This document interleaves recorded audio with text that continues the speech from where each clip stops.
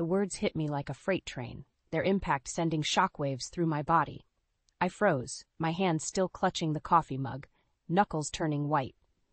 Massive fraud scandal, implicated Hughes. My ears rang as I strained to make out the hushed conversation between the two surgeons huddled nearby. Hughes. Garrett Hughes, my estranged husband. Fragments of their discussion pierced through the din of the crowded conference hall lobby. Criminal charges, federal investigation, millions lost. I squeezed my eyes shut, desperately wishing it were all a cruel misunderstanding. But deep down, a gnawing sense of truth clawed at my gut. Garrett had always been cavalier with ethics, bending rules to feed his insatiable ambition as a high-flying financial analyst. I'd turned a blind eye for too long, rationalizing his moral lapses as the cost of success, until they finally shattered our marriage beyond repair. My hands trembled as I gathered my things, the pieces slowly clicking into place. The constant business trips, the hushed phone calls, the blatant lies, they all reeked of guilt and deception now. As I hurried out, dodging clusters of colleagues, fury blazed within me. How could he? After everything, did he have no conscience? No thought for the consequences? For Elise? The thought of my 16-year-old daughter stopped me in my tracks. Sweet, innocent Elise, already grappling with the pressures of teenage life. This would devastate her. I clenched my fists, resolve steadying my nerves. Not this time, Garrett. I wouldn't let you inflict more pain on our family. My heels struck the pavement with newfound purpose as I stormed out of the hotel. I had to get to the bottom of this, for Elise's sake. And God help Garrett Hughes if the whispers proved true. I burst through the door of our upscale apartment, chest heaving. Garrett looked up from the sofa, his expression a portrait of nonchalance that I'd grown to despise. Lena, I didn't expect you back so. Cut the crap, Garrett, I snarled, thunder in my voice. What the hell have you done? His brows knitted in confusion. What are you talking about? The fraud scheme. I closed the distance between us, stabbing an accusatory finger into his chest. All those hushed meetings and shady dealings. I heard everything at the conference. His mask finally shattered, dread hollowing his eyes. Who told you? I recoiled, repulsed. So it's true? You lying, depraved bastard. Garrett's complexion turned ashen. Lena, please, let me explain. But I was done listening to his lies. Explain what? How you risked our lives, our daughter's future with your crooked greed? Drawing myself up, I met his pathetic gaze with steel. You're going to come clean, Garrett. To the authorities, to our daughter, to everyone. I won't let you put us through hell again. Jaw clenched, I turned on my heel and strode out, each step fortifying my resolve. The monster of deception I'd unknowingly married was unraveling, and this time I would be the one delivering justice. I stormed back into the apartment, slamming the door behind me. Garrett was slumped on the sofa, head in his hands. He looked up at the sound, eyes bloodshot. You're back, he croaked out. Don't act so surprised, I spat. Did you really think I'd just slink away after your despicable betrayal? Garrett rose warily. Lena, please, you have no idea what I've been going through. My hands balled into fists. Oh, I think I have a damn good idea, thanks to those whispers at the conference. I never meant to. He trailed off, rubbing his temples. Things just spiraled so quickly. My temper flared. You think that's an excuse? What for I'm going to say next? You got caught up in the thrill of deception? An uneasy silence stretched between us, thick with lingering resentment. Finally he spoke in a hoarse whisper. They're ruined, Lena. All my clients, my reputation. He met my glare with a haunted look. I'm facing financial oblivion and possibly criminal charges. In that moment, a part of me almost pitied him, the shadow of the confident, silver-tongued man I'd once loved now reduced to this desperate husk. Almost. I stepped closer, voice dripping with venom. That's nowhere near the hell you've put our daughter and me through. Hurt flickered across his face, rapidly engulfed by shame. Good. He deserved to drown in it. My mind raced back to that night years ago, the fateful argument that shattered our marriage vows. Uncovered lies about money, infidelity, broken promises. I'd wept until I could cry no more. And through it all, Garrett remained coldly indifferent, consumed by greed and carnal desires. That night, I vowed our daughter Elise would never have to suffer the anguish I did over her father's moral failings. But now here I stood, the old wounds reopened and bleeding anew, White-hot rage roiled in my chest like lava. "When were you planning to tell me, Garrett? Or Elise?" I hissed through gritted teeth. He grimaced like a cornered rat. I don't know. I thought I could fix this before." My palm whipped across his cheek with a resounding crack. Garrett reeled back, stunned. "Don't you dare invoke our daughter's name with your wretched lies," I snarled. "Not after you jeopardized everything we have, everything I sacrificed my career for." I loomed over him, trembling with fury. "She worships you, Garrett. How could you put her through such anguish again?" Shame and guilt contorted his features, but I felt no sympathy, just disgust at his moral cowardice. He was the personification of every fear that kept me up at night, dreading the day his deceit resurfaced to torment our little girl. Suddenly, Garrett seemed to crumple under my withering glare. I watched him passively as he sank onto the couch, burying his face in his hands, shoulders heaving. I stood rooted for a long moment, then turned and strode out without a backwards glance. The first tears streamed down my cheeks as the magnitude of his latest betrayal hit home. I would protect Elise, no matter what inner demons I had to confront from our shattered past. I found Elise hunched over her laptop at the kitchen counter, fingers furiously tapping away. Her brow furrowed in concentration as she navigated the storm of teenage life. "Hi, honey," I said gently, not wanting to startle her. "Everything okay?" Elise looked up with a weary smile that didn't reach her eyes. "Hey, Mom. Yeah, just working on this stupid group project." I winced inwardly at her haggard expression, the telltale signs of adolescent stress etched into her young features. If only I could shield her from such burdens. Fighting the urge to pull her into a warm embrace, I gestured to the laptop screen. "What's the project about?" "Environmental science," she sighed, rubbing her temples. "We're analyzing the ecological impacts of commercial farming, but my partners keep blowing off meetings and missing deadlines." My heart ached to see her so overwhelmed. Elise had always been a diligent student, meticulously completing assignments well before they were due. But these past few months, the workload seemed to be taking a heavy toll. "I'm so sorry, Elle. That's really unfair to you." She shrugged listlessly. "It's whatever. I'm used to carrying the load at this point." Those words cut deep, a brutal reminder that once again I'd failed to protect her from unnecessary hardship. Just like that night years ago when she overheard Garrett and I screaming at each other. Swallowing hard, I forced a reassuring smile. "Why don't you take a break? We could watch a movie. Just the two of us." Elise hesitated, chewing her lip in that adorably pensive way she had since childhood. Finally, she spoke in a small voice that shattered my heart anew. Have you noticed people have been treating me differently lately?" My breath caught in my throat as she continued. "It's like they go out of their way to exclude me, whispering behind my back." She hugged her arms, suddenly looking so small and vulnerable. Did I do something wrong, Mom?" White-hot anger flared within me, aimed directly at the monstrous coward who'd brought such misery into our lives. I wanted nothing more than to rush over and enfold Elise in my arms, shielding her from this fresh betrayal. But I knew I couldn't. Not yet. Couldn't risk tainting her innocence before I fully grasped the serpentine depths of her father's transgressions. Suppressing my rage, I crossed over and placed my hands on her slender shoulders. "Listen to me, Elise," I said firmly. "You are the most kind-hearted, brilliant young woman I know, and anyone who treats you with anything less than respect doesn't deserve a second of your time or energy." She gazed up at me with those soulful eyes, silently pleading for reassurance and guidance. In that moment, I yearned to lay bare the sordid truth haunting our family once more. But I held my tongue, forcing a warm smile instead. "Trust me, honey, you haven't done anything wrong. Those people are just small-minded and intimidated by your spirit." I gently brushed a tendril of hair from her face. Bullies always lash out at the strong, the special ones who shine too brightly. Slowly, the tension drained from Elise's posture, her eyes regaining a spark of their familiar radiant self. "Thanks, Mom," she murmured, managing a small smile. I really needed to hear that." As she turned back to her work, I could no longer suppress the storm of conflicted emotions roiling within. Garrett would be made to answer for every one of Elise's tears, every shred of hardship he'd callously inflicted. My titanic quest for justice had only just begun. The next morning, I strode into my office at Mercy General with a renewed sense of purpose burning in my chest.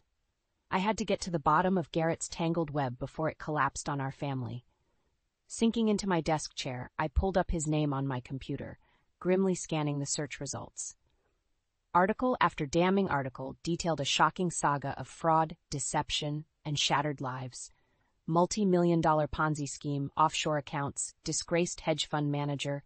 My stomach twisted as I read about investors and retirees left destitute, life savings siphoned away by Garrett's unquenchable greed. How could he have been so heartlessly reckless, so morally bankrupt? One particularly lurid piece caught my eye. An exposé from a local paper written by a journalist named Alexis Harmon. I vaguely recalled her as an up-and-coming reporter known for her uncompromising pursuit of the truth. Perhaps she could help unravel this sordid tangle. I quickly jotted down her contact details, resolving to reach out shortly. But first, one other avenue required exploring. I leaned back, worrying my lower lip as I typed out a familiar name, Malcolm Brooks. One of Garrett's closest colleagues during his heyday on Wall Street, Brooks had been disgraced a few years back in an insider trading scandal. He and Garrett had been thick as thieves until Brooks landed in prison while Garrett escaped culpability through dumb luck and clever maneuvering. If anyone had insight into the depravity Garrett was capable of, it was Malcolm. A short while later, my phone buzzed with a New York area code. Taking a steadying breath, I accepted the call. Malcolm Brooks speaking. Mr. Brooks, I said evenly. This is Lena Barkley, Garrett Hughes' wife. A momentary silence crackled over the line before he responded, surprise tinging his gruff tone. Well, isn't this a blast from the past? To what do I owe the pleasure, Mrs. Barkley? I paused, weighing my words carefully. I think you know exactly why I'm calling. Another beat of silence before a low, bitter chuckle. So you finally caught a glimpse of that worm's true colors, did you? Can't say I'm surprised. Garrett Hughes was always 2 shakes away from an ethical freefall. My breath caught in my throat at his venom-laced words, the pieces falling into sickening clarity. All those years ago, beneath my willful ignorance, I must have sensed Garrett's capacity for such monumental betrayal. That's what poisoned our relationship, our family, from the very start. I swallowed hard against the lump of guilt burning in my throat. Mr. Brooks, I need your help to undo the damage he's caused, for my daughter's sake. Walk me through everything you know. He made a low, scoffing noise. Of course, wouldn't want little Garrett Jr. growing up with Daddy's stench all over her.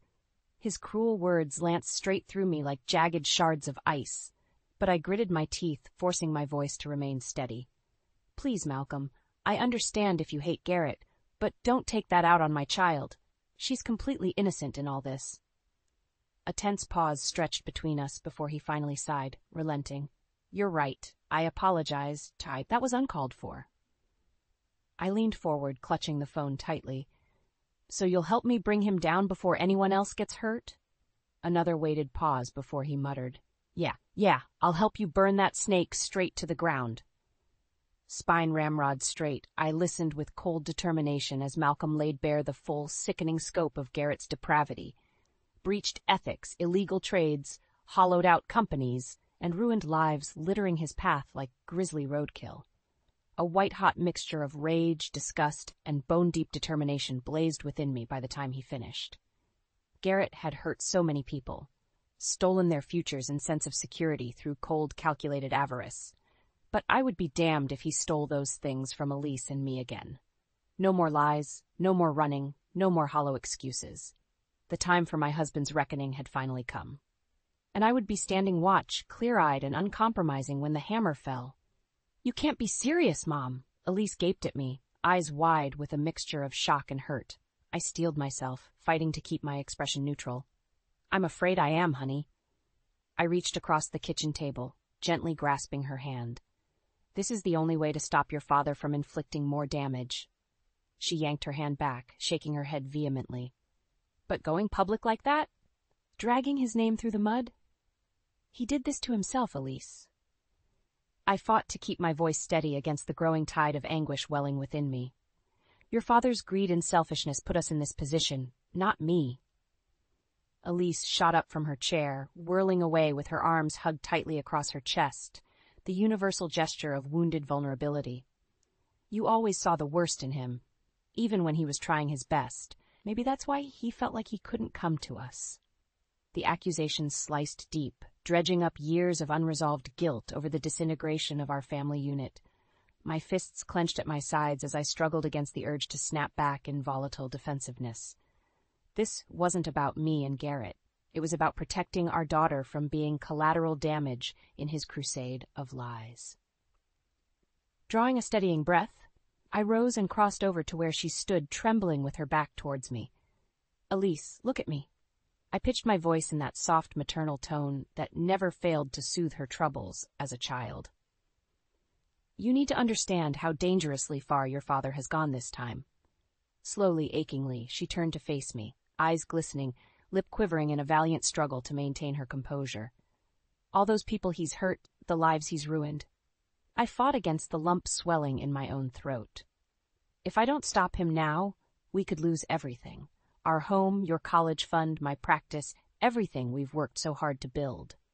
A lone teardrop traced down Elise's porcelain cheek as the gravity of my words sank in. Wordlessly, I pulled her into a fierce embrace, cradling her head against my chest while she shuddered with muffled sobs. We stayed like that for countless moments, mother and daughter united against the maelstrom threatening to rip our family asunder once more. At last, Elise drew back, sniffling as she swiped at her damp cheeks. Her eyes still shone with unspeakable hurt, but now reflected a glimmer of dawning resolution. "Okay," she said in a small but steady voice. "If this is the only way to make Dad face the truth, I'm in." A fragile sense of hope bloomed in my chest, quickly tempered by lingering dread. "I wish there was another way, Elise. Truly I do. But your father crossed a line this time that can't be ignored or undone." Marshalling my own inner reserves of courage, I drew myself up to my full height. "We're going to work closely with my contacts, a tenacious reporter and one of your father's most embittered former colleagues.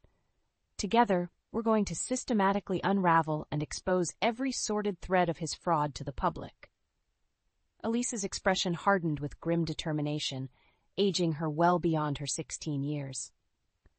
"Then let's get to work on bringing Dad's crimes to light," she said in a steely tone that would have made me proud under any other circumstances. "No more lies. No more protecting the Garrett Hughes everyone thinks they know." She extended her hand in a symbolic gesture of familial solidarity. It's time he faced the consequences for who he really is. Our eyes locked, two affronted warriors bound by unbreakable blood and shared betrayal, vowing to settle an overdue personal reckoning. Squaring my shoulders, I grasped her hand in an unbreakable filial vice. Agreed. It's finally time for the world to meet the real Garrett Hughes. And on that fateful day, the wheels of my husband's inevitable downfall were finally set into irreversible motion. The rhythmic tapping of my foot matched the pounding of my pulse as I sat tensely watching the clock. Any minute now, Alexis Harmon's blistering exposé on Garrett's crimes would go live on the Hartford Chronicle's website. Elise shifted next to me on the sofa, her own restless energy bleeding through. A myriad of emotions flickered across her face: anger, sadness, trepidation. My heart ached to see the loss of her youthful innocence playing out so vividly. Squeezing her hand, I gave what I hoped was a reassuring smile. "It's going to be okay, honey?" She managed a wan nod, lips pressed into a grim line. Her phone buzzed, and she quickly silenced it, no doubt responding to yet another concerned message from a friend who'd inevitably seen the firestorm brewing on social media. Suddenly, my own phone rang, the call I'd been bracing for. Drawing a fortifying breath, I accepted and brought it to my ear. "It's done." Alexis Harmon's crisp voice sounded tinny but resolute. "The article just went live, complete with that paper trail from your source detailing every sordid dime Garrett pocketed illegally over the years." "Thank you, Alexis," I said, squeezing Elise's hand tighter. "You have no idea how much this means to us." "Don't thank me yet," she replied grimly. "This is just the opening salvo. Brace yourselves. Garrett's world is about to go nuclear." No sooner had she spoken than my laptop pinged with a new email notification. The subject line alone was enough to drain my face of all remaining color. Disgraced money manager Garrett Hughes orchestrated a $120 million Ponzi scheme. I drew a shuddering breath as the damning article's contents filled the screen.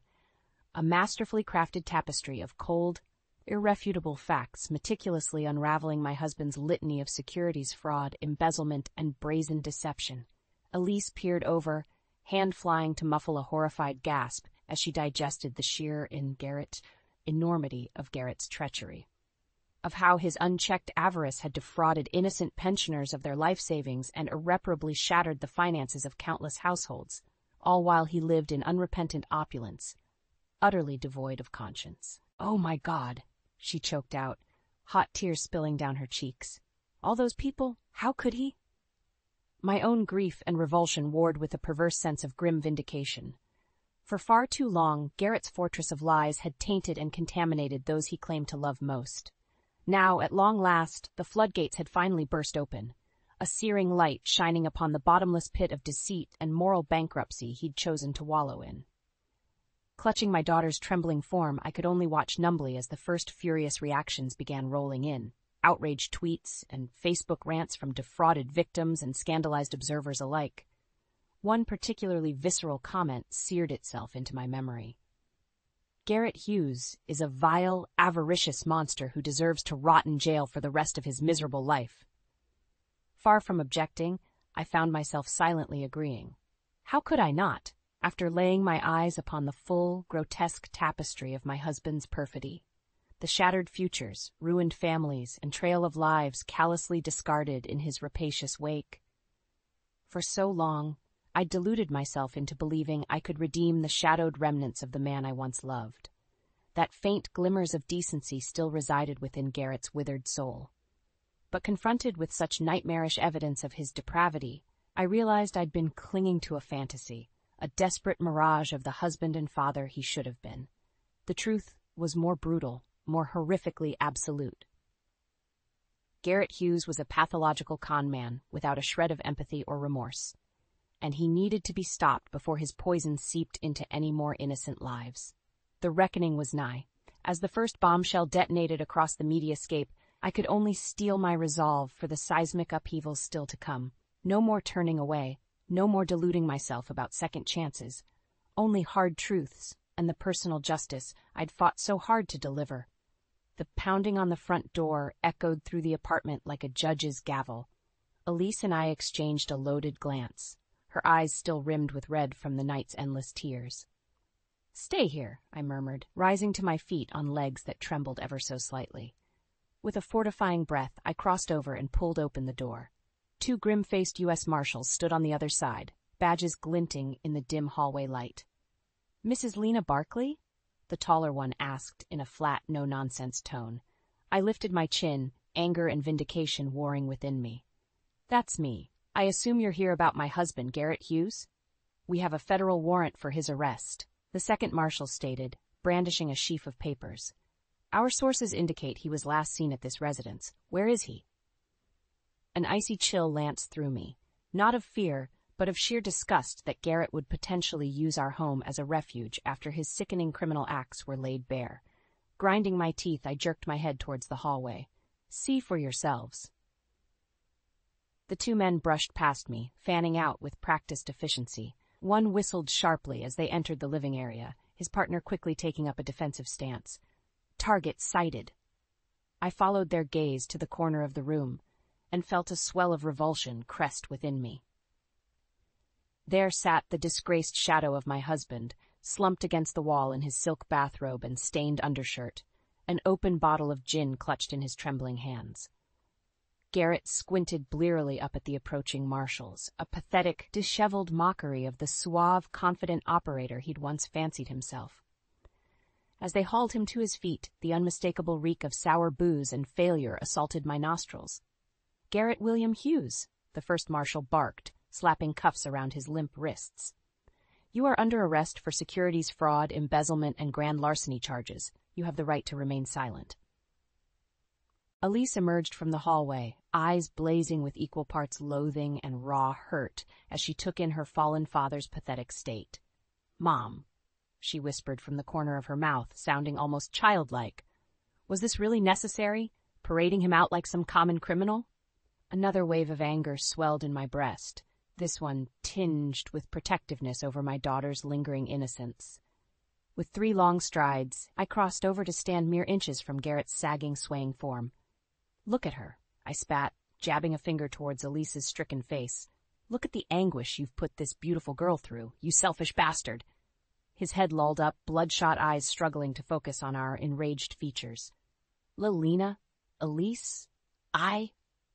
"Save it, Garrett," I snarled, revolted by his meager attempt at drunken contrition.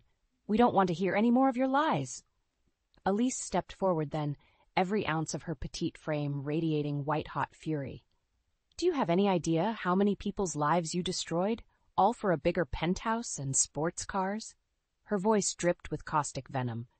"You're a pathetically greedy, soulless husk of a human being." Garrett recoiled as if struck, the haze of inebriation doing nothing to mask the spasm of naked shame contorting his features. But it wasn't remotely enough to temper the flames of disgust consuming me from the inside out. "You're right, Elise," I seethed, unable to tear my disgusted glare from his slack, pitiful visage.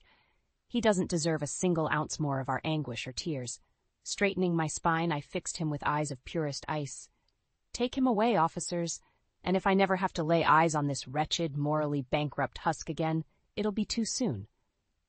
As the marshals wrestled the handcuffed Garrett towards the door, our splintered family's legacy of generational trauma festered in the air between us, like an open wound. Gathering Elise into a protective embrace, I watched with a heady swirl of sadness, rage, and grim resolve as my husband was hauled away towards the harsh judgment he'd so ruthlessly courted.